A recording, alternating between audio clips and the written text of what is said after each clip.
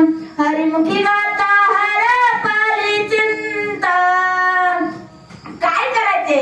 एका जागेवरती बसून हरिनाम घ्यायला नाही सांगितलं. काही करत असता कामामध्ये काम, काही म्हणा राम राम.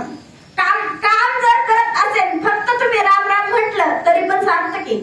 पण राम राम म्हणायचं म्हटलं येतं का मुखात शिव्या? हा कसे येतात? एखाद्या नळावर भांडण करायची म्हटल्यावर एकाचा आवाज आला नाही आला की सगळं गाव गोळा होत का नाही? पण भगवंताचं नाव घ्यायचंय सगळे येतील का? नाही ना. कारण की बहुत सुकृताची जोडी म्हणून विठ्ठल आवडी. मग आता हा भगवंत इतक्या जवळ आहे, इतक्या जवळ आहे. किती जवळ? तुझा आहे तुझा पाशी परी तू जागा चुकलाशी. किती जवळ आहे? आपल्या जवळ. अहो एखाद्या म्हणजे आपण धार काढायला म्हशीच्या किंवा गाईच्या जवळ जातो, त्या काशेपर्यंत जातो, धार काढतो. पण एक वेळेस एक गोचिड त्याला समजलं की काशीच्या म्हणजे म्हशीच्या काशेमध्ये दूध आहे.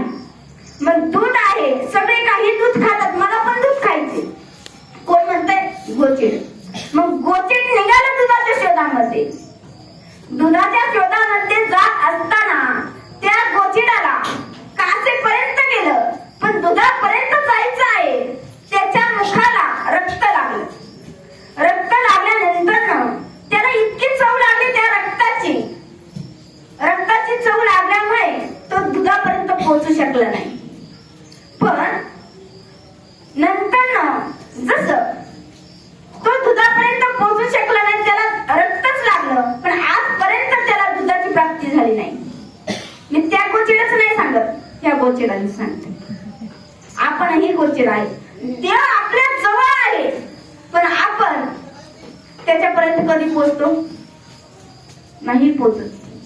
कारण की भगवंताला फक्त आणि फक्त आपलंसं करून घ्यायचंय. कसं? मला सांगा, माणूस बिडी आवडतो, वडतो ना?